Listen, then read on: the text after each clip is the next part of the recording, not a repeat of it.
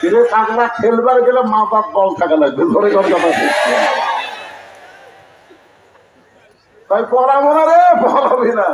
ফখরুলের বাড়ি থেকে যাবি। বর্তমান ফখরুল সাহেব যেরকম কথা বলতেছে মনে হয় ওবায়দুল কাদেরের সাথে মিল দিচ্ছে। কারণ বিএনপির ফখরুল ইসলাম মাঝে মধ্যে খুব ব্যবসায়ীরা কথা বলতেছে, ধরে কথা দিচ্ছে না। ইসকনকে নাকি নিষিদ্ধ করা যাবে না, ইসকনকে নিষিদ্ধ করা যাবে না। তারপরে প্রথম আলো ডেলি স্টারের পক্ষে কথা বলতেছে। আমি বিএনপিদের বলবো, শহীদ জিয়ার আদর্শকে ভুলবেন না, শহীদ জিয়ার আদর্শকে গ্রহণ করে দল করেন, আপনাদের মাঝেও ইসলামের পুরোপুরি ভাব চলে আসবে। যেরকম কথা খুশি না ফখরুল খেলে আগে কোন দল করছে, এক খোদা দরকার। কি বুঝতেছেন? পলাবি না, পলাইনি। এখন লোক মাতিছে ইমাম সাহেব মনে করতেছি আমি একটা নেতা মানুষ, টাইটেল পাস দাওরা পাস, আমি উঠবো। এখন আপনারা বলেন তো মুসলিম লীগে কার পক্ষে যাবে, নেতার পক্ষে না যে লোক মাতিছে তার পক্ষে? কথা কয় না। তার মানে কি বুঝলেন? নেতা তোমার পিছনে আমরা ততক্ষণ আনুগত্য করবো যতক্ষণ তুমি আল্লাহর হুকুম নবীর তরিকা মোতাবেক নামাজ পড়াবা। তুমি নবীর তরিকা বাদ দিয়ে ইচ্ছে মতো উঠবস করবা, তোমাকে আমরা মানবো না। অউলিল আমরি মিনকুম যে আল্লাহ বুঝাইলেন, আমিরদেরকে ততক্ষণ পর্যন্ত মানা যাবে আমিরেরা যতক্ষণ নবীর তরিকা মোতাবেক চলবে। যতক্ষণ কথা ঠিক না, খুব খেয়াল করে শুনবেন। তো এখন আমরা সবাই আল্লাহর কোরআন অনুযায়ী বাংলাদেশের চলমান চাই। আমাদের করণীয় কি? এইটাকে সামনে নিয়ে আমি যে আয়াতে কারিমা তেলাওয়াত করেছি, আফসোস লীগ, গুজব লীগ, হতাশা লীগ সাইডে সাইডে থাকে, দরিদ্র থাকে যে থাকে। ও আমারও বলতেছে হুজুর যদি ভগবান নাই থাকে তাহলে আপনারা মূর্তি পাহারা দিলেন কেন? আমি কইলাম 6 আগস্টে বাংলাদেশে কোন মূর্তি ছিল না, সব মূর্তি ভাঙ্গা দিয়েছে। এখন কথা ঠিক না। মুসলমানের মধ্যে কেউ মূর্তি বানালে আমরা সেইটা রাখবো না, কারণ আমাদের জাতির পিতা হলো হযরত ইব্রাহিম। ঠিক না? ইব্রাহিম আলাইহিস সালাম কি মূর্তি পাহারার লোক না ভাঙ্গার লোক? আমরা দিলাম কেন? আমি বললাম আমরা মূর্তি পাহারা দেইনি, আমরা ষড়যন্ত্র পাহারা দিয়েছি। কথা ঠিক না?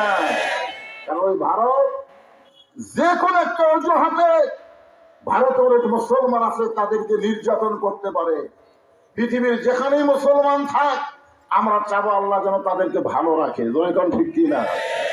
আমরা আল্লাহ প্রশংসা করার কারণ হলো আল্লাহ কোন ভগবানের দলে, ঈশ্বরের দলে, গডের দলে না পাঠাইয়া সরাসরি আল্লাহর দলে আমাদের কবুল করেছেন। খুশি না বেজার? আল্লাহু লা ইলাহা ইল্লা হুয়াল হাইয়ুল কাইয়্যুম। যদি মন চায় আলিফ বাদ দেন, লিল্লাহি মা ফিস সামাওয়াতি ওয়াল আরদ।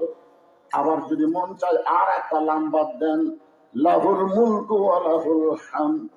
আবার যদি মন চায় লাম বাদ দেন, হুয়াল্লাহুল লাযী লা ইলাহা ইল্লা হু। ভাগ্য করে এমন একটা আল্লাহ পাইছি যারা সবকিছু বাদ দিলেও আল্লাহ বাদ পড়ে না। মুসলমানের আল্লাহ হলো সদা বিরাজমান। যেরকম ঠিক কিনা? খুশি না বেজার? আল্লাহর দলে ইসলামকে গ্রহণ করে মুসলমানের ঘরে আল্লাহ আমাদের কবুল করেছেন। এই জন্য শুকর গুজার করছি। সকলে বলি আলহামদুলিল্লাহ। আছেন আমার মুক্তার, আছেন আমার বারিস্টার, সেই বিচারের হাইকোর্টেতে তিনি আমায় করবেন পার। আমি পাপী রাসূল জাবিন্দার। এমন একজন নবী আমরা পাইছি যাকে আমরা বললাম সাল্লি আলা সাইয়্যিদিনা মুহাম্মদ। তিনি শুধু আমাদের নবী না, তিনি হলেন আমাদের নেতা। হযরত হোসেন রাদিয়াল্লাহু তাআলা যখন বসে আছেন, এমন সময় ইয়াজিদের কিছু লোক হোসেন রাদিয়াল্লাহর কাছে এসে বলতেছেন যে খামাখা গন্ডগোল করে লাভ কি? যেরকম দীর্ঘদিন হাসিনা বলেছে বাংলাদেশে যারা কোরআনের শাসন চায় এরা গন্ডগোল করে। আসলে বলেন তো, কোরআন দিয়ে যারা বাংলাদেশ চালাবার চায় তারা কি গন্ডগোলের লোক? জোরে বলেন, তারা কি গন্ডগোল চায়? এই যখন হাসিনা পলায় গেল, আপনারা বলেন তো কোরআনের দলের কোন একটা কর্মী গন্ডগোল করছে? কারা করছে? তারা করছে। আমাদের কাহালুতে আওয়ামী লীগের সমস্ত ব্যবসা প্রতিষ্ঠান কেড়ে নিয়েছে, পুড়ে দিছে, এর মধ্যে একটাও কোরআনের দলের মানুষ নেই। এনারা গন্ডগোল চায় না, এনারা শান্তি চায়। দরকার ঠিক কিনা? ইয়াজিদের লোকজন এসে বলতে, হোসাইন খানাকে গন্ডগোল করে লাভ কি? তোমার নানা হলো বিশ্ব নবী, তোমার বাবা হলো বিশ্ব আলেম, তোমার মা হলো খাতুনে জান্নাত। ইয়াজিদের লোকেরা বুঝাইতেছে যে তুমি গন্ডগোল কেন করবা? তোমার নানা হলো বিশ্ব নবী, তোমার বাপ হলো বিশ্ব আলেম, তোমার মা হলো খাতুনে জান্নাত। এমন একটা ঘর থেকে আল্লাহ তোমাকে দুনিয়াতে পাঠাইছে, খালি বসে থাকলি তুমি হাদিয়া বাবা, হাদিয়া হাদিয়া। আজকে বাংলাদেশে পীর সাহেব আছে না নাই? আপনারা বলেন তো, এরা কি ইসলামী আন্দোলনের পক্ষে না বিপক্ষে? কেন? তিন দল সবসময় ইসলামী আন্দোলনের বিপক্ষে। তার মধ্যে একটা দল হলো ধর্ম নিয়ে যারা ব্যবসা করে, ধরেখান কথা ঠিক কিনা? দুই নম্বর হলো যারা পুঁজিপতি, কোরআনের আইন চললে সুদ বন্ধ হবে, যাকাত ভিত্তিক অর্থনীতি চালু হবে, ধরেখান কথা ঠিক কিনা? করার বিরুদ্ধে চালন করে। আর একটা হলো ইয়াজিদের মতন রাষ্ট্রীয় শক্তি। এরা সবসময় মনে করে যে কোরআন চালু হলে তো আমাদের দিন শেষ। শুনি কই না, সঙ্গে সঙ্গে হোসেন দাঁড়িয়ে গেলেন। এতক্ষণ কি আছিলেন? বসে আছিলেন। এবার দাঁড়িয়ে বললেন, রে ইয়াজিদের সামসারা, কার সামসার? তোমরা যদি আল্লাহর বান্দা হতে তাহলে এইরকম প্রশ্ন করতে না, আমার নানা শুধু বিশ্ব নবী না, আমার নানা হলো বিশ্ব নেতা। আপনারা বলেন তো, আমাদের নবী কি শুধু বিশ্ব নবী না বিশ্ব নেতা?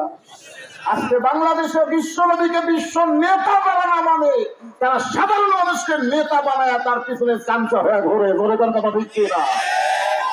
আপনাকে আরো বহু চামচা ছিল, ছিল কি ছিল না? আমাকে মাঝে মধ্যে মোবাইল করে বলতে হতো, শেরপুরে যদি ওয়াজ করবার চান, আমাকে এমপির বিরুদ্ধে কিছু বলা যাবে না। আমি বললাম, তোদের এমপির বিরুদ্ধে একটা কথাও বলি না, আমি ইয়াজিদের বিরুদ্ধে বলি, ফেরাউনের বিরুদ্ধে বলি, আবু জাহেলের বিরুদ্ধে বলি, তোদের এমপির গাও লাগে কেন? এখন কথা ঠিক কি না? আপনারা বলেন তো, আমি 15.5 বছরে ডাইরেক্ট কোনো ওয়াজ করছি? অ্যাঙ্গেলে। আমার ওয়াজ হলো অ্যাঙ্গেলে।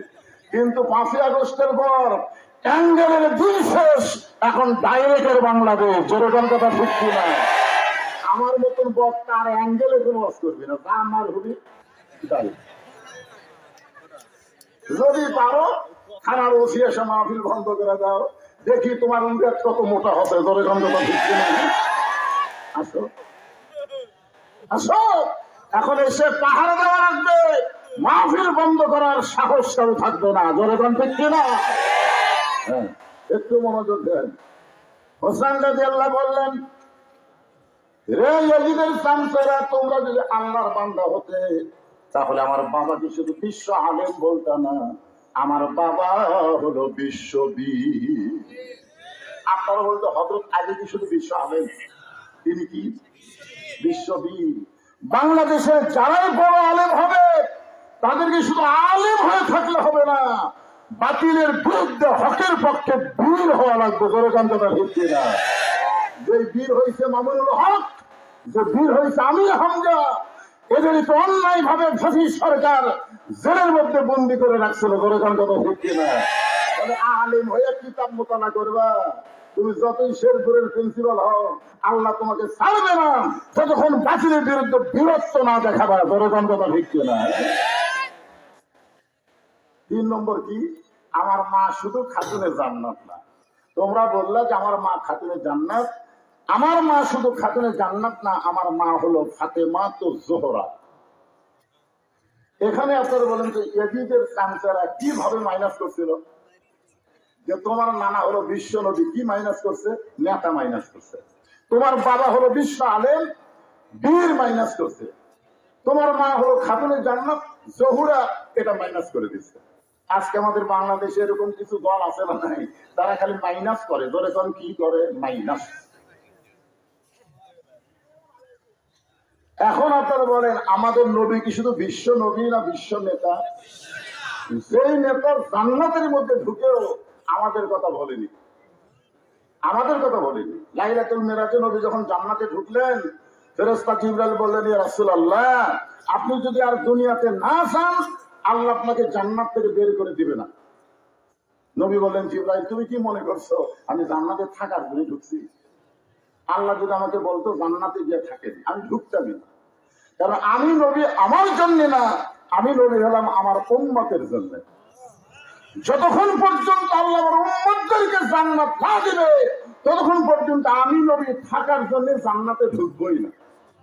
এখন আপনারা একটু জোরে সরে বলেন, যে বিশ্ব নেতা জান্নাতের মধ্যে গিয়ে আমাদের কথা বলে দেয়, আমরা সেই নেতার পিছনে থাকবো? যাই নেতা বিপদে পড়লে পড়ে যায়, কোনটা পাশে থাকবে? পলানার পিছনে? যা ভুল করছেন করছেন। আর কোন পলানো, কোন নেতার পিছনে আমরা থাকবো না। আমার নেতা, তোমার নেতা বিশ্ব নবী। সবাই বলা লাগবে, আমার নেতা, তোমার নেতা বিশ্ব নবীর চরিত্র। তার আগে আপনাদের শিখেছি, মনে নেই? বিশ্ব নবীর চরিত্র ফুলের চাইতেও পবিত্র। আল্লাহ কোরআনে বলেছেন, ওয়াইন্নাকা লাআলা খুলুকিন আযীম। ৯৯টা আল্লাহর নামের মধ্যে আযীম একটা নাম আছে। মহান চরিত্রের অধিকারী হলেন আমাদের বিশ্ব নবী। বলেন সুবহানাল্লাহ। এত সুন্দর নেতা যখন কলেমার দাওয়াত দেওয়া শুরু করলেন, তখন নবী নিজেদের চিন্তা করতেছেন, আমি যে নবী হলাম এইটা কার কাছে বলবো? আমি যে নবী এইটা কে বিশ্বাস করবে?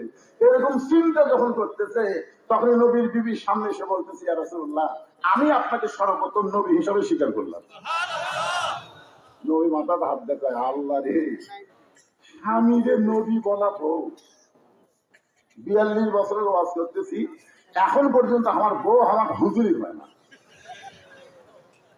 একদিন ৫০০ টাকা দিয়ে কইলাম, একবার হুজুর কও, আবার ৫০০ টাকা দিলে আর একবার হুজুর কবা। বহু টাকা দিয়ে গেলে হাসে। হাসো কেন? হুজুর করতে শরম লাগে। আমি বলে, শরম কেন লাগে? বলে, জনগণ আপনার চিনে না তাই হুজুর কয়, কিন্তু আমি তো চিনি, আপনি কি?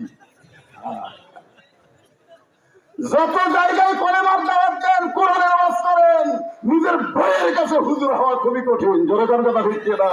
আর সর্বপ্রথম বিশ্ব নেতা নিজের বিবির কাছে নবী হয়ে গেছে। আল্লাহ কোরআনে বললেন, লাকাদ কানা লাকুম ফি রাসূলিল্লাহি উসওয়াতুন হাসানা।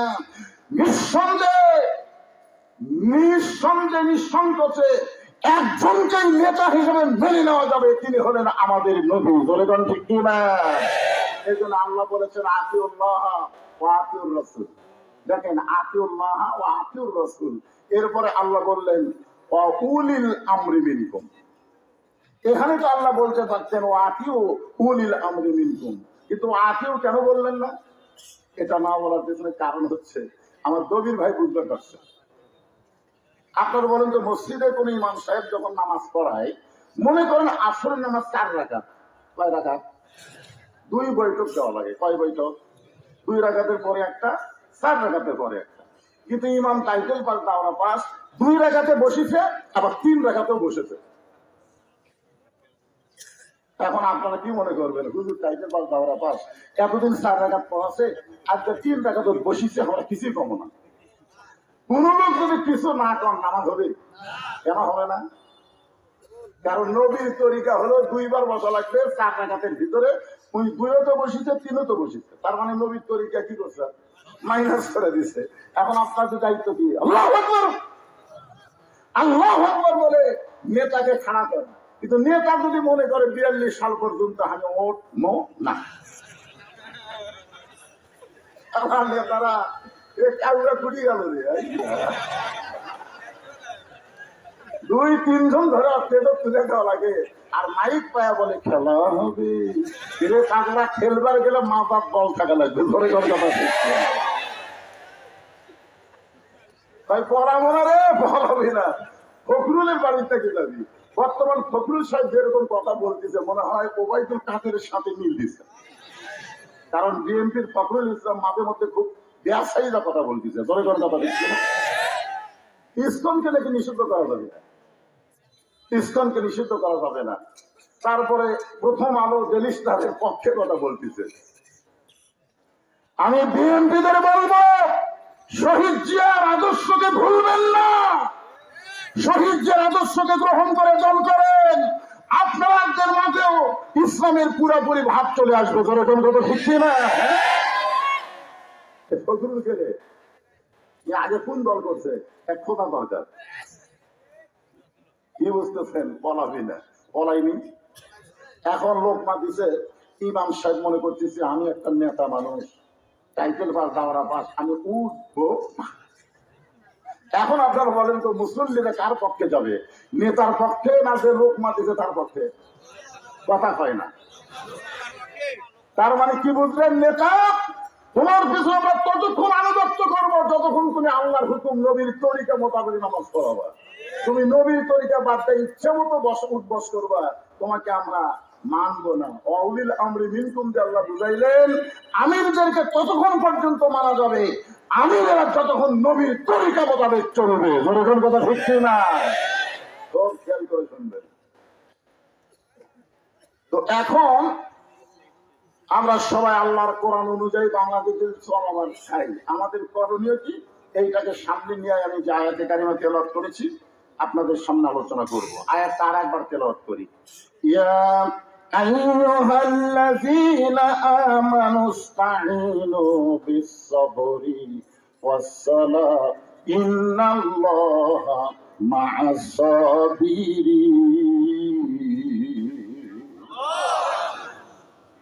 আপনারা বলেন তো, কোরআন দিয়ে যখন বাংলাদেশ চালু হবে, যিনি বাংলাদেশের প্রধানমন্ত্রী হবেন, তার 1 নম্বর দায়িত্ব কি? নামাজ পড়া না কায়েম করা? আল্লাহ কোরআনে বলতেছেন 4টা কাজ করা লাগবে, 4টার মধ্যে 1 নম্বর আছে। আল্লাযীনা ইন মাক্কান্নাহুম ফিল আরদ। মুসলমানের মধ্যে কাউকে যখন ক্ষমতার চেয়ার দেওয়া হবে, তার 1 নম্বর দায়িত্ব হলো আকামুস সালাত, নামাজ কায়েম করা। আচ্ছা, সরকার যদি নামাজ কায়েম করে তাহলে আমাদের ছেলেদের চরিত্র কেমন হবে? কয় ভোট দিবি? আপনার বলেন তো, যারা 1,10,000টা ভোট দিচ্ছে, খুঁজলে দেখবেন ওই সালারা জুম্মার নামাজও পড়ে না। কারণ আল্লাহ কোরআনে বলতেছেন ইন্নাস সালাতা তানহানিল ফাহশাই ওয়াল মুনকার। একমাত্র নামাজই পারে মানুষকে যাবতীয় খারাপি থেকে, অশ্লীলতা থেকে বাঁচায় দিতে। দরেকাম সুবহানাল্লাহ। তাহলে সরকারের দায়িত্ব কি? নামাজ কায়েম করা। আমাদের ছেলেগুলো যদি নামাজ ধরে, ওর কাছে যতই 4G 5G মোবাইল থাক, ওই অকাম করবি না। তোর বাড়ি গেলেই মনে হবে কেউ না দেখলেও তোমাকে আল্লাহ দেখতেছে রে। সুবহানাল্লাহ। সেই নামাজকে নিয়ে আজকের আলোচনা হবে। আমার মা বোনেরা যারা পর্দার অন্তরে বসে আছেন, আপনারাও মনোযোগ দিয়ে শুনবেন। 1 নম্বর হলো নামাজ। আল্লাহ বলতেছেন যদি তোমরা কিন্তু পাওয়ার চাও তাহলে ধৈর্য আর নামাজের ভিতর দিয়া চাও। নামাজ শুধু পড়লে হবে না, সেই নামাজের মধ্যে ধৈর্যের শিক্ষা নেওয়া লাগবে। একটু মনোযোগ দিয়ে শুনবেন। নবী যখন মক্কায় ছিলেন তখন নামাজ পাইছেন, কিন্তু নামাজ কায়েম করতে পারেন নাই। নবী কিন্তু নবুয়তের 10ম বৎসরে মেরাজ হয়েছে। ওই মেরাজের মধ্যেই নবী 5 ওয়াক্ত নামাজ পাইছেন। এই নামাজ পাওয়ার পর 3 বছর তিনি মক্কায় ছিলেন, কিন্তু নামাজ কায়েম করতে পারেন নাই। নামাজ কায়েম করার জন্য আল্লাহ তার নবীকে হিজরত করে মদিনায় পাঠিয়ে দিলেন। মদিনায় যাওয়ার পরে নবী যখন মদিনাকে রাষ্ট্র ঘোষণা করলেন, নবী যখন প্রেসিডেন্ট হয়ে গেলেন, ওই সময় নামাজ কায়েম করলেন। সুবহানাল্লাহ বলেন না? কারণ মক্কার নামাজ পড়ছে, নবী আসলো ইমাম আর আবু জেহেল হচ্ছে নেতা। নবী দেখলো না রে, হুজুররা যতই ইমাম হোক আর আবু জেহেল মক্কার মানুষ যখন নেতৃত্বের আসরে থাকবে, তখন নামাজ পড়া যাবে কিন্তু নামাজ কায়েম করা যাবে না। নামাজ কায়েম করতে গেলে কি লাগবে? ইসলামের রাষ্ট্র লাগবে ভাই, কোরআনের রাষ্ট্র লাগবে। নবী নামাজ কায়েম করলেন, আসরের নামাজ। 5 ওয়াক্ত নামাজের মধ্যে একটা নামাজ হলো আসরের নামাজ। যেরকম কি নামাজ? আসরের নামাজ। হ্যাঁ, এই 5 ওয়াক্ত নামাজের মধ্যে আসরের নামাজের গুরুত্ব কিন্তু খুব ভালো। এই জন্য আসরকে বলা হয় সালাতুল উস্তা। আসরের আগেও 2 ওয়াক্ত, আসরের পরেও 2 ওয়াক্ত। হযরত বেলাল আসরের আযান দিলেন। পৃথিবীর সর্বশ্রেষ্ঠ মুয়াজ্জিন হলো হযরত বেলাল। দুনিয়ার মুয়াজ্জিন আযান দেয়, সে আযান মুসল্লির কানে ঠিক মতো যায় না। আর হযরত বেলাল যখন আযান দেয়, ওই আযান আল্লাহর আরশ পর্যন্ত পৌঁছে যায়। আপনারা বলেন তো সব মুয়াজ্জিনের চাইতে বেলালের আযানের গুরুত্ব কেন বেশি? আমার এলাকার এক মুয়াজ্জিন আমাদের কয়, হুজুর এই ফজরের আযান দিবার গেলে মুসল্লি না আসলেও কুত্তে আসে। ধরে এখন কি আসে? যে আসানো শুরু করি, এই কুত্তা যে কুত থাকে দৌড়ে সেখানে মসজিদের জানলার কাছে পাও তুলে করে।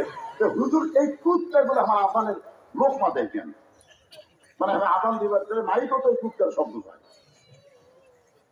আমাকে বললো হুজুর এমন কোন দোয়া আছে যে দোয়া দিয়ে কুত্তে আসবে না? আমি বললাম মুয়াজ্জিন সাহেব কুত্তে আসবে না, একটা দোয়া আছে। বলে হুজুর সেই দোয়াটা কি? আমি বললাম আপনার ছেলে মেয়ে আছে? হ্যাঁ। ওরা কি নামাজ পড়ে? না হুজুর আমি তো নামাজের আহ্বান দিবার যাই, মাস গেলে 5,000 টাকা আসায়, কিন্তু আমার ছেলেরা তো কম্বল ছাড়ে না হুজুর। আমি বললাম এই জন্য কুত্তা লোকমা দিছে যে ওই ব্যক্তির চাইতে উত্তম কোন ব্যক্তি নাই। আল্লাহ কোরআন শরীফের মধ্যে বলেছেন ওমান আহসানু ক্বাওলাম মিম্মান দাআ ইলাল্লাহ ওয়া আমিলা সালিহান ওয়া ক্বালা ইন্নানী মিনাল মুসলিমিন। ওই ব্যক্তির চাইতে উত্তম কোন ব্যক্তি নাই যে ব্যক্তি মানুষকে আযান দেয়, আল্লাহ রাস্তায় ডাকে, সে শুধু ডাকে না, নিজে নেক আমল করে এবং সে যে মুসলমান আত্মসমর্পণকারী এইটা পরিচয় দেয়। দরিকাম সুবহানাল্লাহ। আপনি কি জানেন না কুয়ান সুতাকুম আহলুকুম নারা, জাহান্নামে আগুন থেকে বাঁচতে গেলে একলা বাঁচতে হবে না, আহাল জাতি বাঁচা লাগবে। এই জন্য কুত্তা বুঝবার পারছে, এই কারণে লোক না দেয়। আপনারা বলেন তো হযরত বেলাল কি সেই রকম মুয়াজ্জিন নাকি? এই দরিকাম সেই রকম মুয়াজ্জিন। আল্লাহর আরশ পর্যন্ত তার আযানের ধ্বনি আল্লাহ পৌঁছায় দেয়। সেই বেলাল আসরের আযান দিয়েছে, চারিদিক থেকে সাহাবীরা পঙ্গ পালের মতো মসজিদ নববীর মধ্যে ঢুকে গেছে। যখন নামাজের সময় হয়েছে, আল্লাহর নবী মেহরাবের মধ্যে ঢুকেছে, হযরত বেলাল নামাজের আকামত শুরু করলেন। ইমাম যখন মেহরাবের মধ্যে ঢুকবে তখন মুয়াজ্জিন আকামত দেবে। কতকামাতি সালাম না পড়া পর্যন্ত ইমাম কিবলামুখী হবার পারবে না। আমার কথাটা খেয়াল করবেন, ইমাম মানে কি শুধু মসজিদের ইমাম না, ইমাম মানে হচ্ছে নেতা। এখন ইমামকে দেখা লাগবে যে আওয়ামী লীগেরা কি সামনে কাতার করতেছে, বিএনপি কি 2 নম্বরের টান আছে, জাতীয় পার্টি 3 নম্বর কাতারে, আর যুদ্ধাপরাধী জামাত হলো 4 নম্বর। ইমাম মানে কি? কথা কান ইমাম মানে কি? দেখা যাচ্ছে একটা কালো মানুষের কাছে একটা ফর্সা মানুষ দাঁড়াবার চাচ্ছে না, একটা গরিবের কাছে একটা ধনী দাঁড়াবার চাচ্ছে না।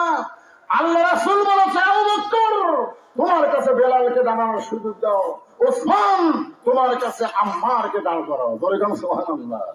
একজন লম্বা একজন খাটো, একজন ধনী একজন গরিব, একজন কালো একজন ফর্সা, সব কাতারবদ্ধ হয়ে দাঁড়াও। যতক্ষণ কাতার সোজা না হয়েছে ততক্ষণ নবী কিবলামুখী হয়নি। হযরত বেলাল যখন আকামত শুরু করলেন, এমন সময় নবী দেখলেন সামনে কাতারে একজন সাহাবী বসে আছেন, একজন সাহাবী বসে আছেন।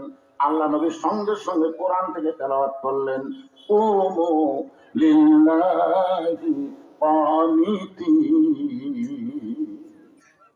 আয়াতের বাংলা অর্থ কি জানেন? আপনারা কোরআন শরীফ তেলাওয়াত শুনলে কিছুই কম দেখেন। আল্লাহ আকবার বললেন আপনারা? আপনারা কোন দলের মানুষ ধরেন? বাংলাদেশে 2টা বড় দলের সহজে আল্লাহ আকবার কয় না, একটা হলো আওয়ামী লীগ, একটা হলো বিএনপি। আপনার এই 2 দলের লোক দেখবেন এদের মিছিল মিটিং এর মতো আল্লাহ আকবার আছে, এর কথা কান্না কেন আছে? অথচ মুসলমান হিসেবে জানা দরকার, যখনই জন্ম নিচ্ছে আপনার ডান কান্দে আজান, বাম কান্দে আকামত। যখন আপনি মারা যাবেন আপনার লাশ সামনে নিয়ে ইমাম সাহেব আল্লাহ আকবার বলে নিয়ত বাঁধবে। ধরে কোন ঠিক কিনা? আমরা তো আল্লাহ আকবারেরই দল। কোরআন শরীফ শুনলে কেন আল্লাহ আকবার বলবেন? ওয়াইজা তুলিয়াত আলাইহিম আয়াতুহু জাদাতুহুম ঈমানান।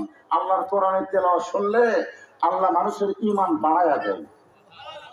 এই জন্য যখনই কোরআন তেলাওয়াত হবে জোরে পারেন আসতে পারেন আল্লাহু আকবার বলবেন, তবে জোরে বললে শয়তান বেজার হয়।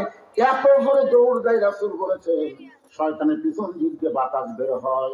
এই জন্য একটু আল্লাহু আকবার বলতে আপনাদের আপত্তি আছে? লিল্লাহি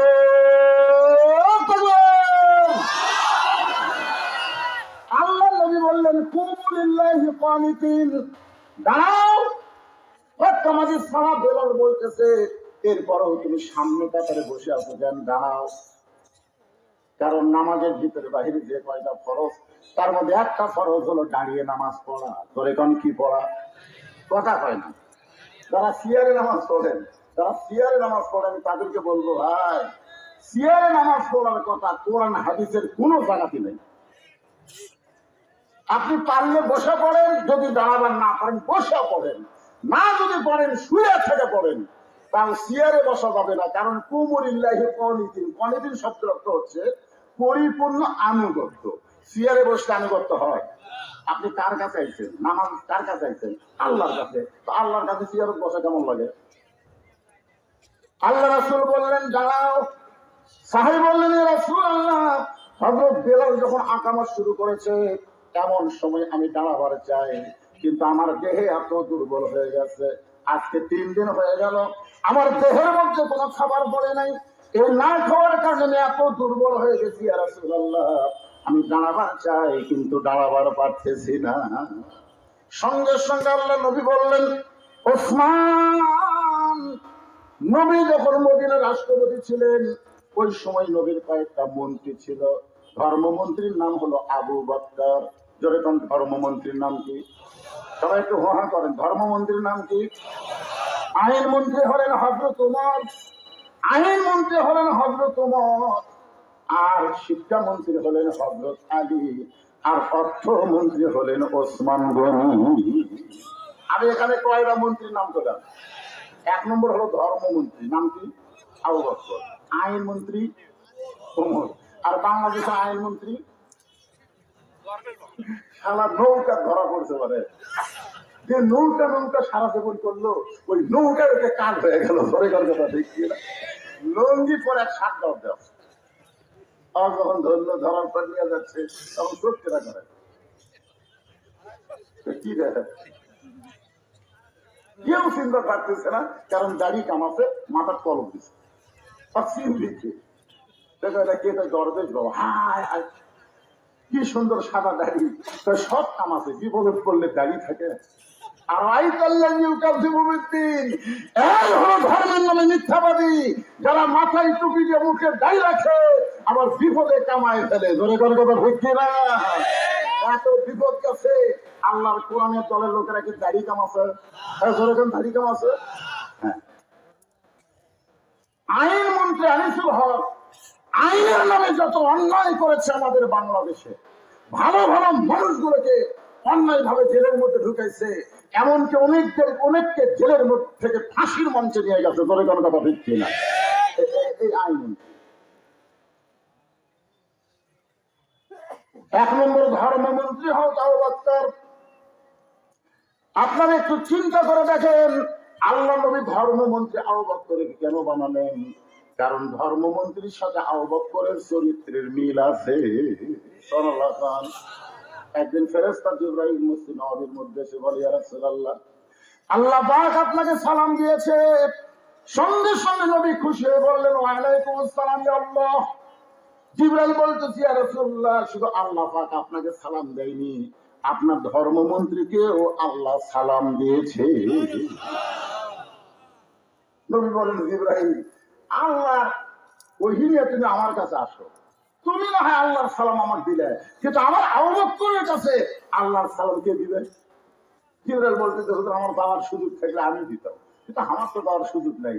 এখন আল্লাহর সালাম আপনাকেই আবু বকরের কাছে পৌঁছাতে হবে। আল্লাহ রাসূল বললেন জিবরাইল, কোন আমলের কারণে আরশের আল্লাহ আবু বকরকে সালাম দেয় তুমি কি বলতে পারো? জিবরাইল বলতেছে ইয়া রাসূলুল্লাহ আমি জানি না। রাসূল বলতেছে আমিও জানি না। জিবরাইল বলতেছে হুজুর আপনিও জানেন না, আমিও জানি না কোন আমলের কারণে আল্লাহ আবু বকরকে সালাম দেয়। যদি আপনি জানতে চান তাহলে একটু তদন্ত করে জেনে নেন।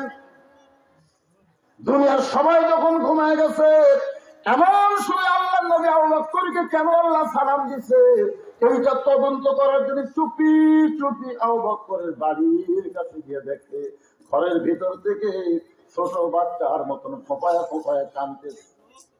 কে কান্দে এমন করে? আর একটু জানলার কাছে গিয়ে নবী কান ফেলায় শোনে, যে কাঁদতেছে সে আর কেউ না, 1 নম্বর জান্নাতি হযরত আবু বকর। এই দুনিয়াতে 10 জনকে জান্নাতের সার্টিফিকেট দেওয়া হয়েছে। কয়জন আপনারা জানেন? আশারে মুবাশশারা জানেন? নাম জানেন? খালি 10 জন সাহাবী করে হবে না, যেটা নামও জানা লাগে। ছেলেরে ভারতের কয়টা নায়ক নাই যে তাই তোমরা কবর করো। মেসি নেইমারের নাম তোমাকে ভিতরে মুখস্থ থাকে। আর আশারা মুবাশশারা ইমাম মালিক বলেছেন এই 10 জন সাহাবীর নাম সবসময় যারা মুখস্থ বলতে পারবে, ওই ব্যক্তিরা যখন মৃত্যুর বিছানায় দুর্বল হয়ে পড়বে, এই 10টা সাহাবীর রুহানি তাওয়াজ্জু আল্লাহ তার প্রতি নাজিল করে ঈমানের কলেমা তার মুখে আল্লাহ জারি করে দিবে। কয়জন নাম কম? 1 নম্বর আবু বকর, 2 নম্বর ওমর, 3 নম্বর ওসমান, 4 নম্বর আলী, 5 নম্বর আব্দুর রহমান ইবনে আউফ, 6 নম্বর হলো জুবাইর, 7 নম্বর তালহা, 8 নম্বর সাদ ইবনে আবি ওয়াক্কাস, 9 নম্বর হলো আবু সাঈদ, আর 10 নম্বর হলো উবাদা ইবনুল জাররাহ। আল্লাহ রাসূল বলেছেন আমার সমস্ত উম্মতের নেকি যদি এক পাল্লায় দেওয়া হয়, আর আবু বকরের এক রাতের নেকি যদি অন্য পাল্লায় দেওয়া হয়, সমস্ত উম্মতের নেকির চাইতে আবু বকরের নেকির ওজন বেশি হবে। সেই মানুষ কাঁদতেছে, আশ্চর্য। সবাই ঘুম পাড়ে, আমার আবু বকর এমন করে কান্দে কেন? নবী কিছুই বললেন না। ফজরের নামাজ পর সালাম ফিরে নবী সাহাবীর দিকে মুখ ঘুরালেন। নবী মুখ ঘুরে দেখে আবু বকরের চোখ দুইটা রক্তের মতন লাল। রাসূল বলে, আবু বকর তোমার সঙ্গে আমার গোপন কিছু গল্প আছে। যেই মাত্র রাসূল বলেছেন তোমার সঙ্গে আমার গোপন কিছু গল্প আছে, সমস্ত সাহাবীরা মসজিদ থেকে বের হয়ে যাচ্ছে। জোরে বলেন সুবহানাল্লাহ। যেই বলছে তোমার সঙ্গে আমার গোপন কিছু গল্প আছে, সাহাবীরা বুঝতেছে যে আমরা থাকলে তার গোপন গল্প হবে না। এই জন্য সব সাহাবী মসজিদ থেকে বের হয়ে যাচ্ছে। নেতা কারে দল চিন্তা করে। এখন যদি ইমাম সাহেব বলে মুয়াজ্জিন সাহেব তোমার সঙ্গে আমার গোপন কিছু গল্প আছে, তখন মুসলিমরা বলবে হুজুর তাহলে মুয়াজ্জিনকে নিয়ে আপনি বেড়াতাম। কারণ বেতন দিয়ে ইমাম হচ্ছে তো নেতাগিরি মানে না। তোর এখন কথা ঠিক কি না? এখনকার কত ইমাম মসজিদের মুসল্লির চামচা হচ্ছে। একটু মনোযোগ দেন। সেই মাত্র নবী বলেছে আবু বকর তোমার সঙ্গে আমার গোপন কিছু গল্প আছে, সঙ্গে সঙ্গে সমস্ত সাহাবীরা বাইরে চলে গেছে। আল্লাহ নবী বলেন আবু বকর তুমি কি বলতে পারো এমন কি আমল করেছো যে আমল করার কারণে আরশের আল্লাহ তোমাকে সালাম দেয়? এই কইছে আবু বকর ঠাস করে পড়ে গেছে। রাসূল বলতে আরশের আল্লাহ তোমার সালাম দেয়। এই কথা শোনার পরে তুমি খুশি হবা, এমন করে কাঁদতে কাঁদতে পড়ে গেলে। আবু বকর বলে হুজুর আমি জানি না হুজুর এই অধমে এমন কি আমল যে আমলের কারণে আল্লাহ আমাকে সালাম দিল, আমি তো জানি না হুজুর। আজকে আমার এমপি সালাম দেয়, এই প্রধানমন্ত্রী হাসিনা মাঝে মধ্যে সালাম দেয় না। একদিন একটা নম্বর থেকে আমাকে সালাম দিল, আমি প্রধানমন্ত্রী আপনাকে সালাম দিচ্ছি। আমি তো ওয়ালাইকুম আসসালাম, আমারটা শোনে না, খালি কই আই কি খুশি রে প্রধানমন্ত্রী আমাকে সালাম দিচ্ছে, আল্লাহ সালাম দিয়েছে। এইটা শোনার পর আবু বকর যখন পড়ে যায়, এমন সময় নবী আবু বকরের কপালে চুমা দিয়ে বলে আবু বকর আমার কাছে গোপন করো না বাজান, এমন কি আমল করো যে আমল করার কারণে আরশের আল্লাহ তোমাকে সালাম দেয়। আবু বকর বলে রাসূলুল্লাহ আপনি যখন জানতে চান তাহলে শোনেন। সবাই যখন ঘুমায় যায় তাহাজ্জুদের নামাজের সময় আমি চেতন পাই, আমি তাহাজ্জুদের নামাজ আদায় করে ফজরের নামাজের একটু সময় বাকি থাকে, ওই সময়ের ভিতরে আমি আল্লাহর মুরাকাবায় যখন নিজকে ডুবাই দিলাম, এমন সময় কে যেন বলতেছে আজকে হাসরের ময়দানে সবাই জাহান্নামে যাবে, সবাই জান্নাতে যাবে, শুধু একজন ব্যক্তি যাবে জাহান্নামে। আজকে হাসরের ময়দানে সবাই জান্নাতে যাবে, শুধু একজন ব্যক্তি যাবে জাহান্নামে। আবু বকর বলে আমার এত ভয়, ওই একজন ব্যক্তি যদি আবু বকর হয়।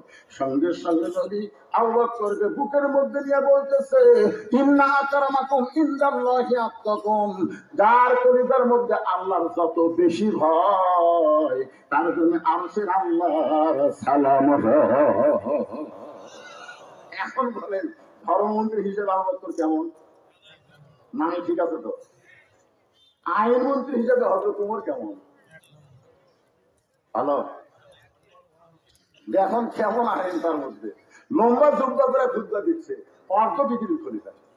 আইন কারিগর একটু দেখেন, মাঝখান থেকে এক সাহাবী দাঁড়িয়ে বলতেছে আমিরুল মুমিনিন আমাদেরও খাটো পাঞ্জাবি দিয়ে আপনি লম্বা জুব্বা করে খুতবা দেন। যতক্ষণ পর্যন্ত আপনার লম্বা জুব্বার ওয়াজ না করবেন, আপনার কোনো ওয়াজ আমরা শুনবো না, কোনো খুতবাই শুনবো না। ওমর ফারুকের চোখে দরদর করে পানি পড়তেছে। এমন সময় আব্দুল্লাহ ইবনে ওমর ফারুকের সন্তান বাবার পাশে দাঁড়ায় বলে, রে নবীর সাহাবীরা, আমার বাবার লম্বা জুব্বা দেখে তোমরা বাবার খুতবা শুনবা না? তোমরা কি জানো আমার বাবার জুব্বা লম্বা হওয়ার কারণ কি? তোমরা লক্ষ্য করে দেখো, কাপড় পাঞ্জাবি হলেও তোমরা নতুন কাপড় পরে আইছো, কিন্তু আমার পরে নতুন কোনো কাপড় নাই। ওসমান গনি বলে, আব্দুল্লাহ, আজকে জুমার দিনে সবাই নতুন কাপড় পরেছে, তুমি কেন নতুন কাপড় পরো নাই? আব্দুল্লাহ বলতেছে, ওই আইনের মানুষটাকে জিজ্ঞাসা করো, এই আইনের মানুষটাকে জিজ্ঞাসা করো। সবাই যখন ঘুমিয়ে গেছে, ওই মানুষটা আমার দরজায় বলে, আব্দুল্লাহ, আব্দুল্লাহ দরজা খোল। আমি দরজা খুলে দেখি বাবার হাতে একটা পাঞ্জাবি। আমি খুশি হয়ে বললাম, বাবা, একটা পাঞ্জাবি বাইতুল মাল থেকে আমারে দিছে। আর একটা গভীর রাত্রি দিয়ে রয়েছেন। ওমর ফারুক বললেন, ইন্নাল্লাহা ইয়ামুরুকুম আন তুআদ্দুল আমানাতি ইলা আহলিহা ওয়া ইযা হাকামতুম বাইনান নাস আন তাহকুমু বিল আদল। আব্দুল্লাহ রে, আমি তোকে আর একটা পাঞ্জাবি দিয়ে আসি নাই, এই পাঞ্জাবিটা আমার হয়ে পড়তে বাজান। এখন এই ছোট পাঞ্জাবি গায়ে দিয়ে আমি কেমনে খুদ্া দিই? আব্দুল্লাহ বলে, আমি কি করবো? বলে, তোরা যেটা পাঞ্জাবি দিচ্ছে ওইটা আমার দান করে দে বাবা। আব্দুল্লাহ, আপনি এখন অর্ধ পৃথিবীর খলিফা, আপনি অর্ধ পৃথিবীর খলিফা হয়ে বেচার কাছে যাওয়া পাঞ্জাবি দিয়েছেন, আপনি আর একটা না।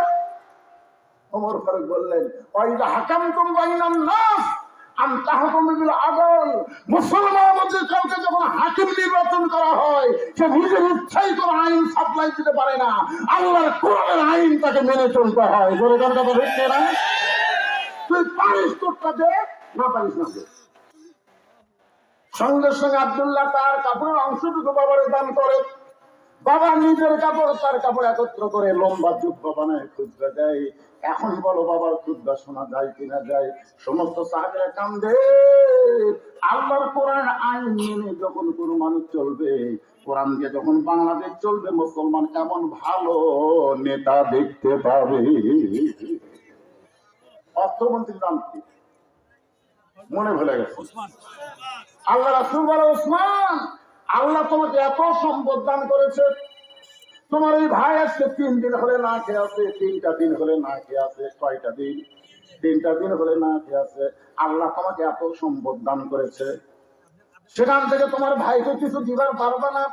ওসমান গনি চোখের পানি বের করে বলে, রাসূলুল্লাহ, আমার ভাইকে আজকে 3 দিন হলে না খেয়ে আছে, এটা যদি আগে জানতাম তাহলে নিজে না খাইয়া আমার ভাইয়ের বাড়িতে খাবার পৌঁছা দিতাম। আপনারা বলেন তো, ওসমান গনি কি কথা ঠিক করেছে না মিথ্যা করেছে?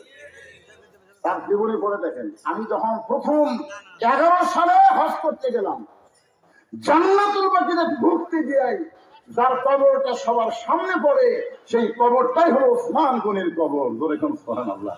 এখানে অনেক হাজি সাহেব আছেন, প্রায় হাজি, শোনা দেখবেন, একেবারে জান্নাতুল বাকির মধ্যে ঢোকার সাথে সাথে যে কবরটা সামনে পড়বে, ওসমান গনির কবর। কোনো গম্বুজ নাই ভাই, কোনো গম্বুজ নাই, খালি পাথর দিয়ে একটু চিহ্ন করে রাখছে। ভিতরে একটা পাথর, সেই পাথরের গায়ে খোদাই করে লেখা আছে ওসমান গনি। আল্লাহ কোরআনে বলেছেন, আল্লাহু গানিয়ুন ওয়া আনতুমুল ফুকারা, আমি আল্লাহ হলাম ধনী, পৃথিবীর সবাই হলো ফকির। রাসূল বলেছেন, ইল্লা ওসমান গানিয়ুন। সাহাবারা বলে, ইয়া রাসূলুল্লাহ, আল্লাহ ওসমানকে গানি ডিগ্রি কেন দিল? আল্লাহ রাসূল বলতেছেন, তাহলে শোনো, একদিন মসজিদ নববীর মধ্যে আমি বসে আছি, এমন সময় ক্ষুধার্ত লোক এসে আমারে বলে, ইয়া রাসূলুল্লাহ, যদি পারেন তো আল্লাহর রাস্তে আমাকে একটু সহযোগিতা করেন। সঙ্গে সঙ্গে নবী জুব্বা তুললেন। গরিব সাহাবী তাকে দেখে ক্ষুধার জ্বালায় নবী পেটে পাথর বাঁধে বসে আছেন। সাহাবী যখন যাবার চাই, রাসূল বললেন, কোথায় যাবে? বলে, হুজুর, আমার চাইতো আপনি বেশি গরিব, আমি 3 দিন হলে না খাইয়া পেটে পাথর বান্ধি নাই, কিন্তু আপনি পেটে পাথর বান্ধে যখন বসে আছেন, আপনি আমাকে কি দিবেন? রাসূল বলে, আমি দিবার পারলাম না, বরং তোমাকে এমন একজন ব্যক্তির কাছে পাঠাবো যে গেলে তোমাকে অনেক কিছু দিয়ে দিবে। যাও, ওসমানের কাছে যাও। নবীর কথা মতো গরিব সাহাবী ওসমান গনির দরবারের কাছে সন্ধ্যার সময় গিয়ে দেখে ওসমান গনির ঘরে একটু আলো বেশি হয়েছে। ওসমান গনি শোলটা টাইনা ঘরের আলো কমাইতেছে। গরিব মনে মনে কয়, আমি যতই গরিব হই আর চাইতে বেশি আলো আমার ঘরে চললেও আমি কোনোদিন আলো কমাই না। এত কৃপণ সামান্য আলো বেশি, সে আলো চাই না কমাই, সে আমার কিছুই দিবে না। নবীর কাছে গিয়ে বলে রাসূলুল্লাহ আপনি দিবার পারবেন না, ঠিক আছে, কিন্তু এমন কৃপণের কাছে আমার কেন পাঠাইছেন? রাসূল বলে তুমি কি তোমার অভাবের কথা কইছো? বলে যা দেখলাম অভাবের কথা বলার সাহস পাই নাই। নবী রাগ করে বলেন আবার যাও। পরদিন সকালবেলা ওসমান গনির দরবারে গরিব সাহাবী গিয়া দেখে ওসমান গনি যেই বালিশে মাথা দিয়ে ঘুম পাড়ে ওই বালিশের কোনা ফাইটা সামান্য তুলা ঘরের মধ্যে পড়ছে। ওসমান গনি তুলাটা খুঁটাইয়া বালিশের খোলের মধ্যে ঢুকায়। হঠাৎ নাকের নিঃশ্বাসে একটা তুলার ফুরাগি উড়ে যাচ্ছে। ওসমান গনি ওইটা দুই লোকটা খপ করে ধরে আবার বালিশের খোলের মধ্যে ঢুকায়। গরিব কয় আল্লাহ রে, এর সাথে বেশি তুলা যদি আমার ঘরে পড়ে আমি সামটা দিয়ে ভাগ্যে ফেলে দিব। এমন কৃপণ এ আমার কি দান করবে? নবীর কাছে গিয়ে বলে রাসূলুল্লাহ হুজুর আপনি দিবার পারেন না, ওই কৃপণের কাছে আমার কেন পাঠাইলেন? রাসূল বলে তুমি কি তোমার অভাবের কথা কইছো? বলে বলার সুযোগ পাইনি। নবী রাগ করে বলেন আবার যাও। পরদিন সকালবেলায় নবীর কথায় গরিব সাহেব ওসমান গনির দরবারে এসে দেখে ওসমান গনি খালি গায়ে বসে আছে। কি গায়ে? কিছুক্ষণ পর লক্ষ্য করে দেখে কোলের মধ্যে একটা পাঞ্জাবি, সেই পাঞ্জাবি আবার আলগা করছে, কয়েক জায়গায় পাঞ্জাবি ছিঁড়ে গেছে। ওসমান গনি নিজের হাতে পাঞ্জাবিতে তালি দিবে, এই পাঞ্জাবি সিলাই করবে, এই কারণে শুয়ের মধ্যে সুতা ঢোকাবার চাই। কিন্তু চোখের পাওয়া নিজের হাতে সর্বপ্রথম যিনি কোরআন শরীফ লেখছে তার নাম কি? ওসমান গনি। জের গভর্নর সবকিছু ঠিক মতো যাওয়ার কারণে তার চোখের পাওয়ার একটু কমে গেছে, যার কারণে শুয়ের মধ্যে সুতা ঢুকাবার পারতেছে না। শুই ধরে এইরকম সুতা এদিক যায়। গরিব মনে মনে কয় এরকম হাজার টুকরা কিনা ওসমান গনি গায়ে দিবার পারবে, আর নিজে যখন পারবে না দর্জির কাছে দিবে। কি কৃপণ নিজে জুব্বা সেলাই করবে, কিন্তু শুয়ের মধ্যে সুতা ঢোকাবার পারতেছে না। গরিব তাকে রাগ করে বলে ওসমান ভাই, ওসমান টাকায় বলতে আসসালামু আলাইকুম, কখন আইছেন? বলে এই যে যাচ্ছিলাম। আপনি শুয়ের মধ্যে সুতা ঢোকাবার পারতেছেন, আমি একটু ঢুকাই দেই। ওসমান গনি বলে ভাই তাহলে বড় তো উপকার হয়। এর গরিব সাহাবী সুইটা নিয়ে যেই মাত্র সুতা ঢুকাই দিছে ওসমান ঠপ করে হাত ধরছে। গরিব বলে আমার হাত ধরলেন কেন? বলে তুমি আমার শুয়ের মধ্যে সুতা ঢুকায়া আমাকে সেরা পাঞ্জাবি সেলাই করার সুযোগ করে দিলে, তার বিনিময়ে তুমি কি চাও? গরিব মনে মনে করেছে দেখা 3 বার দেখছি, এর মতন কৃপণ দুনিয়াতে নেই, কি দিবে? গরিব রাগ করে বলতে হাত খালি ছাড়া দেন আমি চলে যাই। ওসমান গনি বলতে ভাইজান এত বড় উপকার করেছো, তোমাকে খালি তো জবাব দেবো না, বলো তুমি কি চাও? গরিব বলতেছে আমার কোনো কিছুর দরকার নাই। ওসমান গনি ডাকতে বলে ম্যানেজার। ম্যানেজার বলে হুজুর আমারে ডাকলেন কেন? বলে ডাকার কারণ হলো এই ব্যক্তি আমার সেরা পাঞ্জাবি সেলাই করতে গিয়া আমার শুয়ের মধ্যে সুতা ঢুকায় দিছে, এর বিনিময় 100 উট দিয়া দাও।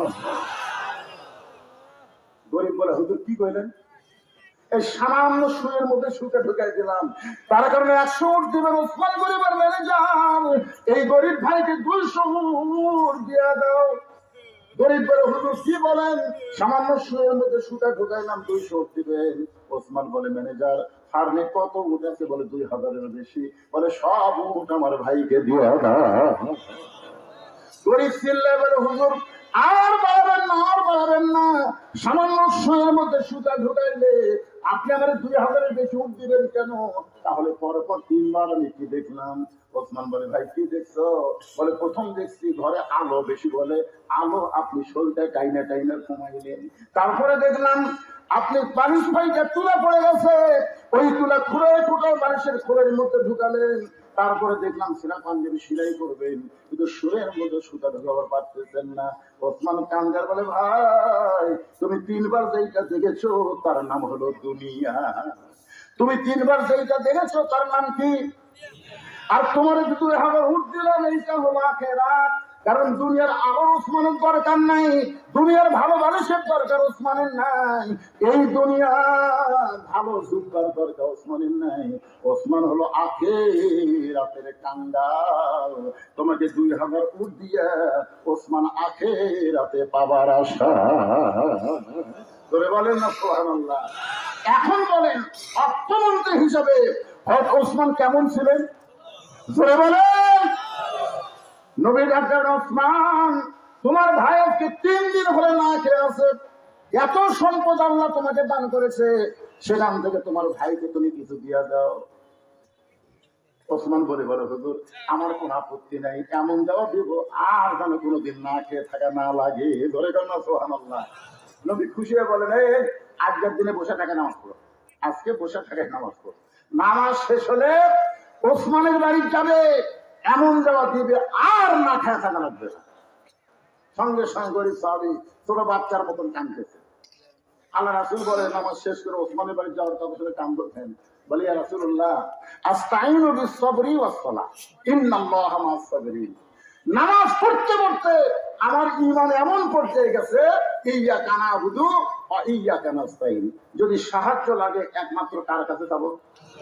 দরকার হলে না খাইয়া মরে যাব, কিন্তু যতক্ষণ আমার ঈমান বলবে আল্লাহ দিবার পারবে, ততক্ষণ আমি আল্লাহ ছাড়া ওসমানের কাছে যাব না।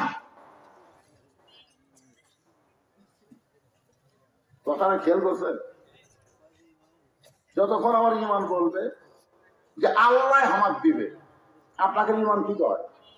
ভারত যদি আমাদের পারমাণবিক বোমা মারে, কিছুদিন হলে ভারতের কয়েকটা পার্টি নেতা চিল্লাচিল্লি করতেছে। আজকে আমার ফেসবুকে দেখলাম ওরা নাকি বর্ডারের দিকে গাড়ি দিয়ে আসতেছে অস্ত্র নিয়ে। দেখুন আজকে আপনার তো মুরব্বী মানুষ, ছেলে ছেলে যারা, তারা মাঝে মধ্যে ফেসবুকে দেখে। আজকে দেখলাম যারা শত শত গাড়ি বাংলাদেশের বর্ডারের কাছে আসতেছে, ওই হাসিনা রক্ষা করার জন্য গোটা বাংলাদেশটাকে এরা শেষ করে দিবে। জয় শ্রীরাম করছে আর সামনের দিকে আসতেছে। আমি কইলাম মালওয়ানের যা, তোরকে পাওয়ার দেখি আমি নিজের চোখে দেখছি। আমি কাজীপুর পরে সর্বতে গাড়ি ছিয়া নদীর ওই পারে আমার মাদনা বাড়ি মাফি। আমাকে বললো হুজুর গাড়ি তো আপনার ওখানে যাবে না, নৌকার যাওয়া হবে। এমন একটা বড় নৌকা, 100 যাত্রী নৌকার ভিতরে। নৌকা যখন নদীর মাঝখানে, এমন সময় আসমানে কালো ম্যাচ করে একটা বাতাস শুরু হলো। যেই বাতাস শুরু হলো, ওই নৌকার মধ্যে 2টা হিন্দু ছিল। ধরে কান কি ছিল? ওই 2টা হিন্দু আমার কাছে আসলো। আচ্ছা হুজুর আসমানে কালো ম্যাচ করে যে বাতাস শুরু হচ্ছে, কিছু করে? আমি বললাম কি করবো ভাই? বলে হুজুর আজান দেয়। আমি বললাম কে ভগবানের জাত, তোরা মুসলমান আহ্বান কেমনি বুঝি? আমাদের বাড়ি হলো মুসলমান এলাকা, এরকম বিপদ যখন আসে আমরা ভগবান ভগবান করে মুখের ফ্যানটা তুলি, কাম হয় না। কিন্তু ওই মসজিদের মুয়াজ্জিন একবার আজান দিলে কমে যায়, 2বার দিলে ভালো হয়। হুজুর আজান দেন হুজুর। আমি বললাম ভগবান ঠিক আছে হুজুর, ভগবান কোনোদিন সব টাকা, ভগবান টাকা আর মুসলমানের আল্লাহ হলো সব টাকা। জোরে কম ঠিক না? তোরা ভগবানের টাকা ছাড়া আল্লাহর টাকাটা আসলে ফেরত দেওয়ার পারবো?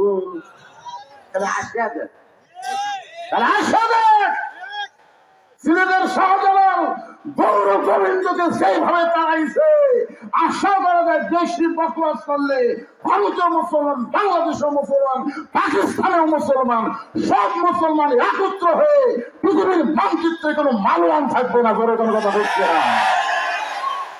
তোদের গোষ্ঠী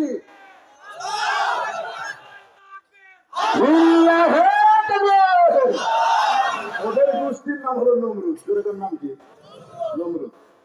তাহলে বারবার বলে ইব্রাহিম যে আগুন জ্বলাছে রে, যে আগুন জ্বলাছে, খালি একবার টাকা দেখতো, তুই পড়া মাত্রই ছাইরে।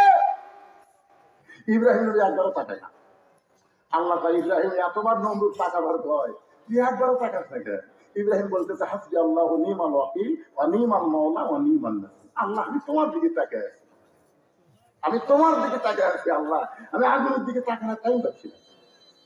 আল্লাহ তাই এতবার যখন বলতেছে একবার টাকা,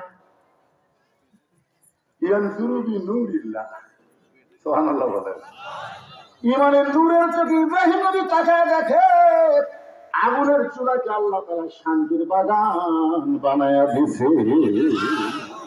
তো ভারতের হিন্দুরা যখন আমাদের পারমাণবিক বোমা মারবি, মনে করেন মারলো, বিমানত থেকে মারলো, বাংলাদেশের পরে মিষ্টি তরমুজ হয়ে গেল। আচ্ছা আমাদের জাতির বিচার করলে যদি আগুনের সেই সেটাকে শান্তির বাগান আল্লাহ বানাবার পারে, তাহলে মালওয়ানের বাচ্চাদের পারমাণবিক বোমাকে আল্লাহ তরমুজ বানাতে দিলেন। মানে মাটি এই পরিচয় তরমুজ, বোমা পরে তরমুজ হলো। আমাদের অনেক সন্তানেরা তরমুজ খাবার পাচ্ছে না, বাড়ি থেকে বটি চাকু নিয়ে যায়, কাটতেছে আর খাচ্ছে। দূর থেকে দূরবীন যন্ত্র দিয়ে অনুবীক্ষণ দিয়ে দেখতেছে, আরে আমরা মান্য বোমা, এরা খাইয়ে খায়। আরে ভগবানের জাত, এরা হলো আল্লাহর দল। ধরে খান কথা ঠিক কিনা? আসে দেখ, আমি করেছি কমিটি, তোমরা বর্ডার খুলে দাও, বর্ডার খুলে দাও, খালি ঢুকুক। শাহজালাল ইয়ামিনের বংশধরকে দেখে যায়। ধরে খান কথা ঠিক কিনা? খাজা মঈনুদ্দিন চিশতি রহমতুল্লাহ সাত করে পিঠি রাজ্যে হারে পড়ে গেছে। ধরে খান কথা ঠিক কিনা? সারা মালওয়ানের জাতিরা বোঝে না যে আল্লাহর জাতির কি ক্ষমতা। তাহলে আশা দেখলে পাগলার আশা দেখ কি মনে করতেছেন? জীবন দিব কিন্তু মালওয়ানের কাছে আমরা ইমান দিব না। ধরে কোন কথা ঠিক কিনা? মরে গেলে সে মরে না। আবু সাইদ মারা গেছে, আপনার বন্ধু মরছে। আমার এক চাচাতো ভাই ছেলে হয়েছে, আমার একটা ভাই যান, আপনি হুজুর মানুষ, একটা ভালো নাম রাখেন তো।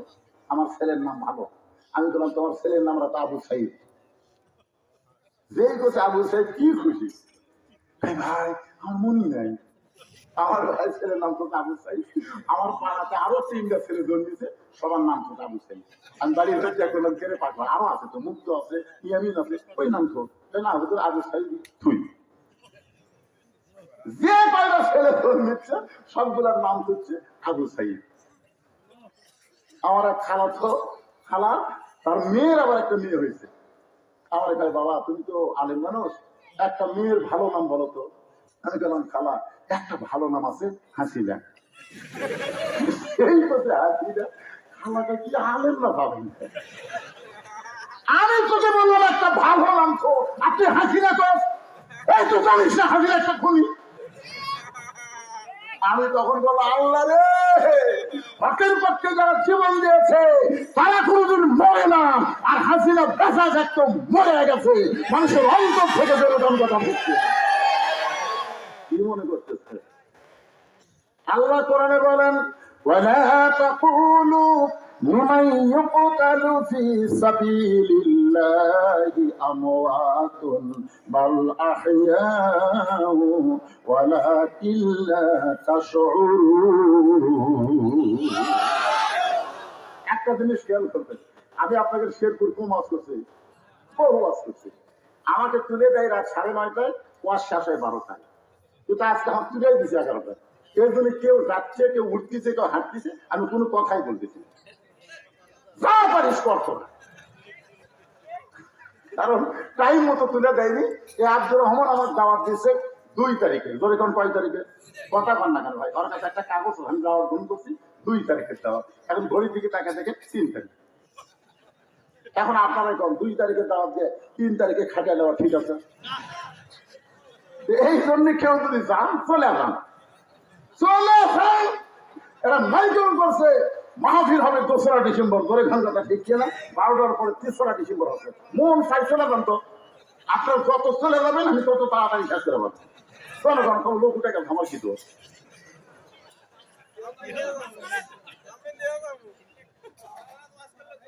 না না না যাচ্ছে তো, হয়েছে দেখেন অন্য কাজে যাচ্ছে।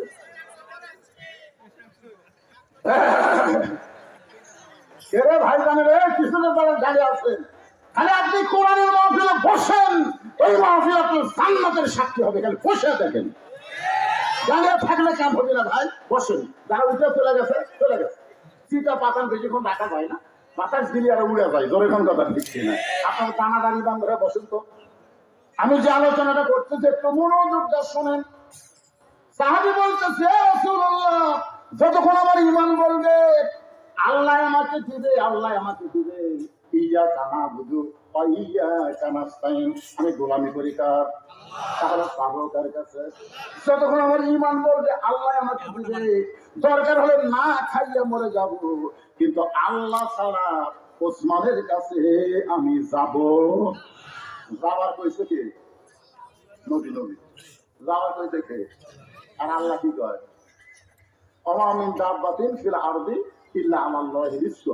পৃথিবীতে এমন কোন বিচরণশীল প্রাণী নাই যার রিজিকের ব্যবস্থা আল্লাহ করেনি। আপনারা বলেন তো, 90% মুসলমানের দেশে সালে ঢাকঢোল এই মিথ্যা শিক্ষা যারা দেয় তাদেরকে সরকার মাস করে 50,000 টাকা বেতন দেয়। আর তালিকাল কিতে বলা হয় মাদ্রাসার মুক্তাকি, এই মাদ্রাসায় তারা শিক্ষা দেয়, এদেরকে সরকার 1 টাকাও দেয় না।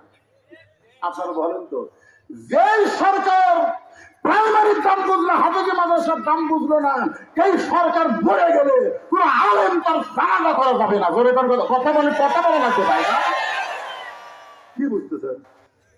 একদম বাথরুম দিয়ে জানাজা হবে, তাহলে আল্লাহ ঠিক থাকবে, ভিতরে একটাও দোয়া করবি না। জোরে কথা হচ্ছে, আমি আগে করছি নেই জানাজা তো আমাকে বহু লোক করবার কয়, আগে যাই আমি শুনি কে ভাই তুই বাড়ির সাথে কোন দল করছে, তারপর বলছে যেহেতু ওই দল, তখন আমি বুঝি তুমি বাজার থেকে শয়তান দল করছে, এক আল্লাহ দলের জানাজা করা যাবে না।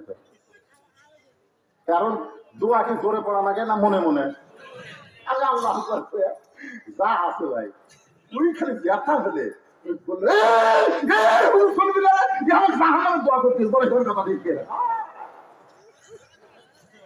কি মনে করতেছেন 90% মুসলমানের দেশে প্রাইমারি সরকারি বেতন পায়, আর হাফিজ মানুষের জন্য সাদা তুলে চলার লাগে কি? আগামী তো আমরা কোরআনের বাংলাদেশ দেখবো, সব প্রাইমারিকে একদম বাধ্যমকে কবর দিয়া জালিকাল কিতাবুল আরাইবা বিহুদাল্লিল মুত্তাকিন, কোরআনের শিক্ষা সর্বোত্তম দেওয়া হবে। গরেটার কথা দেখছে না? আপনার ছোট বাচ্চাকে একদম না দিয়ে কোরআনের শিক্ষা দেন, দেখবেন ছেলের পরিবর্তন। ছেলে বাবুর সালাম দিচ্ছে, আসসালামু আলাইকুম, ইয়াকফিরুল্লাহ লাকুম। বাপ পয়সা পাঠান, হুজুর শিক্ষা দিতে বাড়িতে বাবুর সালাম দিয়ে মুসাফা করবা। আর প্রাইমারিরা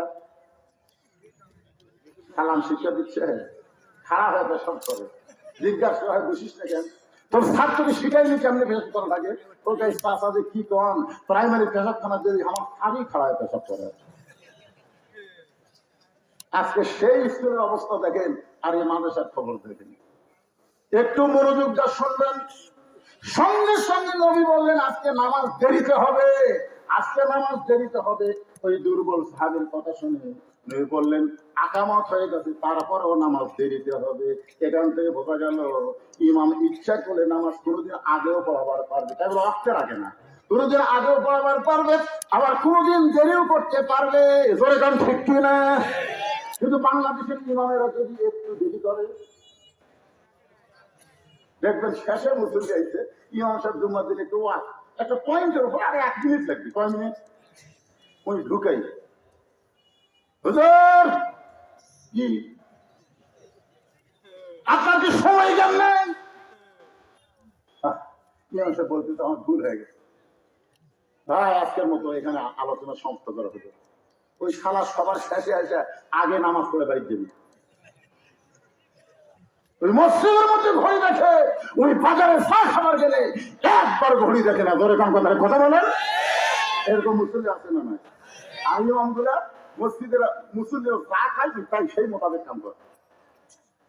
আল্লাহ নবী আজকে নামাজ দেরিতে হবে, এই বলে নবী মেহরাব থেকে ওই দুর্বল সাহাবীর দিকে যখন পা বাড়াইছে, মেহরাব থেকে নবী ওই দুর্বল সাহাব মসজিদ ওই মেহরাব থেকে দুর্বল সাহাবীর দিকে নবী যখন যাওয়ার চায়, এমন সময় আইন মন্ত্রী ওমর আল্লাহ নবীর সামনে দাঁড়ায় বলতেছে ইয়া রাসূলুল্লাহ, হুজুর আপনার জুতার পরশে আল্লাহর আরো ধন্য হয়ে গেছে, সেই নবী দুর্বলের কাছে কেন যাচ্ছেন? বরং আপনি হুকুম করেন অত্যাং তোলা করে ধরে এনে আপনার সামনে হাজির করতেছি। আপনার বুঝতে পারছেন আমি কি কইলাম? যে হুজুর আপনার জুতার পরশে আল্লাহর আরো ধন্য হয়ে গেছে, আপনি কেন পাচ্ছেন? আপনি কেন হুকুম দেন ওকে এরকম শান করে নিয়ে এসে আপনার সামনে বসাচ্ছি?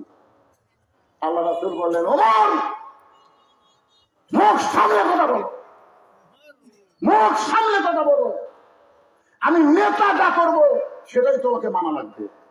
আল্লাহ কোরআনে বলেছেন আমার নবী যেটা করবে মা তাকুমুর রাসূলু ফাখুযুহু ওয়া মা নাহাকুম আনহু। আমি নবী যাবার চাচ্ছি, আপনি কেন তাকে আমার কাছে আনবার বলতে চাচ্ছ? তোমার দুই চোখে দুর্বল দেখতেছো, ইয়ানজুরু বিনূরিল্লাহ, নূরের চোখে একবার দেখো তো ওখানে কে বসে আছে। সুবহানাল্লাহ। দুই চোখে দেখতেছে দুর্বল বসে আছে, একবার দুই চোখ বন্ধ করে অন্তর চক্ষুতে তাকে দেখো তো এই মালটাকে। সুবহানাল্লাহ। আজকে আপনার দুই চোখে দেখতেছেন এমপির বাড়ি পুড়িয়ে দিল, এমপির হরিণ খাইলু, ছেলে পাগলা দুনিয়ার বাড়ি পুড়িয়ে দিতে, মরার পরে ওর পরে কি হবি একবার চিন্তা করো। একবার চিন্তা করো, বাংলাদেশের একটা আওয়ামী লীগ বললে একটা লোক ইন্নালিল্লাহ হয় না, সব লোক আলহামদুলিল্লাহ কয়। করে কথা ঠিক আছে? আপনারা বলেন তো, কোন মানুষ মরে গেলে জনগণ যদি আলহামদুলিল্লাহ কয়, এটা কি কষ্টে কয় না খুশি হয়ে যায়? তোরা এমন কি অকাম করলি যে মরে গেলে মানুষ ইন্নালিল্লাহ না কয়, আলহামদুলিল্লাহ কয়? অন্তরে চক্ষু দিয়ে তাকায় দেখেন, দুনিয়ার বাড়ি যখন পুড়ে গেছে, মরার পরে কবরের খবর কি হবে একটাবার মুসলমানের চিন্তা করার দরকার আছে না? কিন্তু যেদিন ডাক পড়িবে কবর মাঝে যাইতে, জোগাড় কিছু করছো বন্ধু তার মাঝে বিছাইতে। সব মুরব্বী যায় যায়, মুরব্বী দেখুন কবরের কথা হচ্ছে এবারে। ডানে কবর বামে কবর, সবাই বলেন ডানে কবর বামে কবর, নিচে কবর আছে যে, উপর দিকে চাইয়া দেখো মাসের ছাউনি দিছে কে। রাসূল বলে আমার দুই চোখটা না দেখে চোখ বন্ধ করে দেখো। চোখ বন্ধ করে কি দেখবেন? চোখ বন্ধ করলে তো আমরা দেখতে পাই না। শুধু এটা আমার ভাষা, 2.5 কোটি টাকা খরচ করে তৈরি করছি, হুজুর দোয়া করে। আমি বললাম ভাই দাঁড়ান, এটা বাড়ি না হুজুর, এটা আমার বাসা। চোখ খুলে দেখতেছে বাসা, যদি বলেন চোখ বন্ধ করো, একটাবার চোখ বন্ধ করো। ও যখন চোখ বন্ধ করছে কানের কাছে বলতেছি, এ দুনিয়ার বাড়ি ঘর একদিন হইয়া যাবে পর, যাইতে হবে অন্ধকার কবর। দেখি চোখের পশমের তলে পানি আসছে, দেখেন কান্দিস কেন? না হুজুর, এটা আমার বাসা লয়। তাহলে এইটা কি? বলে এই পারে তোর বসত বাড়ি, ওই পারে তোর বাসা। এই দুনিয়ার বাড়ি হলো বসত বাড়ি, কিছুদিন আপনি বসত করতে পারবেন কিন্তু চিরস্থায়ী থাকতে পারবেন না। মুসলমানের আসল বাড়ি হলো জান্নাত। জোরে গান কথা ঠিক কি না? আল্লাহর বান্দারা, আমাদের আসল বাড়ি জান্নাতে যদি আমরা সবার চাই, একটু মনোযোগ দিয়ে শোনেন। সঙ্গে সঙ্গে হযরত ওমর চোখ বন্ধ করে ওই দুর্বল সাহাবীর দিকে তাকাইছে, চোখ বন্ধ করে অন্তর চক্ষু দিয়ে যখন তাকায়, ওমর ফারুক কাঁপতে কাঁপতে কাঁপতে কাঁপতে ঠাস করে পড়ে যায়। ওমর ফারুক আর থাকতে পারে না। ওমর ফারুক যখন পড়ে গেছে, সাহাবারা বলতেছে ইয়া রাসূলুল্লাহ, হযরত ওমর কি দিয়ে কেমন করে পড়ে গেল? রাসূল বলতেছেন কি দিয়ে কেমন ভাবে পড়ে গেল আমি বলবো না, কিছুক্ষণ পরে ওমরের হুঁশ হলে ওমরের মুখ থেকে তোমরা শুনে নিও। ধরে কারণ সুবহানাল্লাহ। আমার কথাকে বুঝতে পারতেছেন? এরকম দেখে কাঁপতে কাঁপতে কাঁপতে কাঁপতে ঠাস করে পড়ে গেছে। তো সাহাবারা বললেন ইয়া রাসূলুল্লাহ, ওমর ফারুক কি দেখে পড়ে গেল? রাসূল বললেন আমি বলবো না, কারণ আমি তো দেখিনি। দেখছে কে?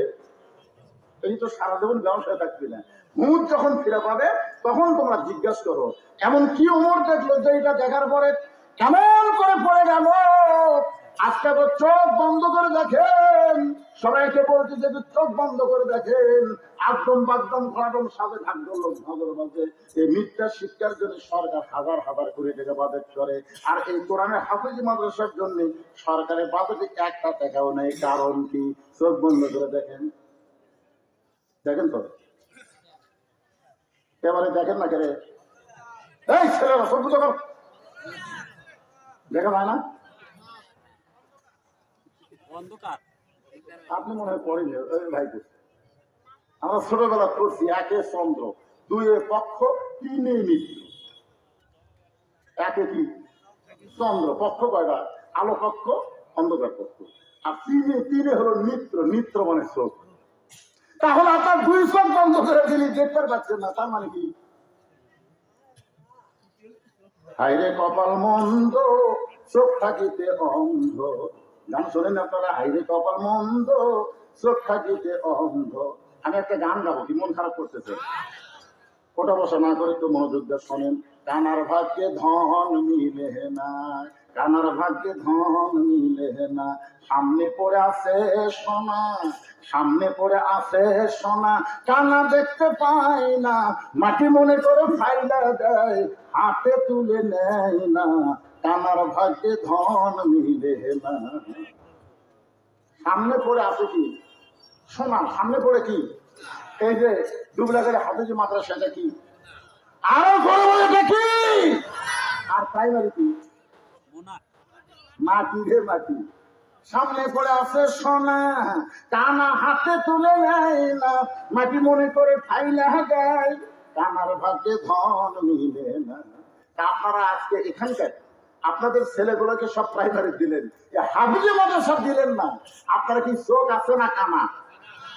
এই মাদ্রাসা কিয়ামত পর্যন্ত যদি আপনারা চালু রাখতে চান, সরকারি কোন অনুদান কোন চাকরির বেতন দেবে না, আপনাদেরকে দান করে এই মাদ্রাসা চালান লাগবে।